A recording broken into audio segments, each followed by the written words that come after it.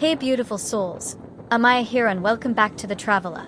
And today I'm standing at one of the most breathtaking corners of the South Island, where nature feels raw, dramatic, and almost unreal. Dunedin's coastline. Home to windswept beaches and the legendary Tunnel Beach, a place that honestly feels like it belongs in a fantasy novel, because the moment you arrive, the changes, the ocean roars louder, and you feel small in the best possible way. Dunedin Beach stretches out like an untamed canvas of golden sand and deep blue water, framed by rooted cliff and endless scow. And as I walk along the shore, the sand cool beneath my feet and the wind tackling my hair, it's impossible not to feel grounded here. Like the noise of everyday life just dissolves into the den of crashing waves and crying T-bits. And what I love most is that this beach isn't polished or crowded. It's wild and honest, a place where the Southern Ocean shows its power, where the waves don't gently lap but thunder against the shore, reminding you that nature is always in charge. Every step feels cinematic.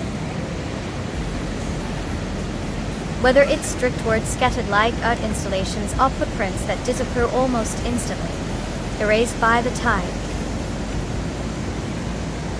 And as the cliffs loom beside me, dark and weathered, you can't help but think about how many stories they've silently witnessed over centuries of wind, water, and time. And then comes the walk toward Tunnel Beach, a journey that's just as magical as the destination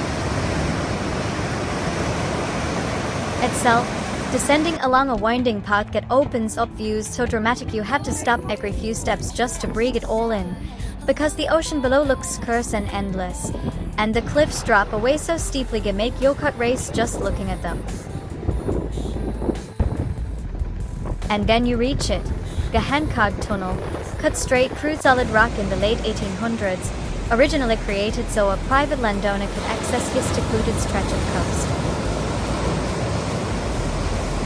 And walking through it feels surreal, like stepping through a portal, the walls cool and echoing. The light at the end pulling you forward until suddenly the tunnel opens up and you're greeted by towering sandstone cliffs, natural arches, and waves crashing with such force that you can feel it in your chest. Tunnel Beach isn't just beautiful, it's dramatic, almost theatrical, with rock formations sculpted by centuries of erosion, some shaped like giant pillars, others like bridges carved by the sea itself. And the ocean here doesn't whisper, it rolls, sending spray into the air and mist across your skin. And standing, surrounded by all this raw power, you can't help but feel a deep sense of awe and humility.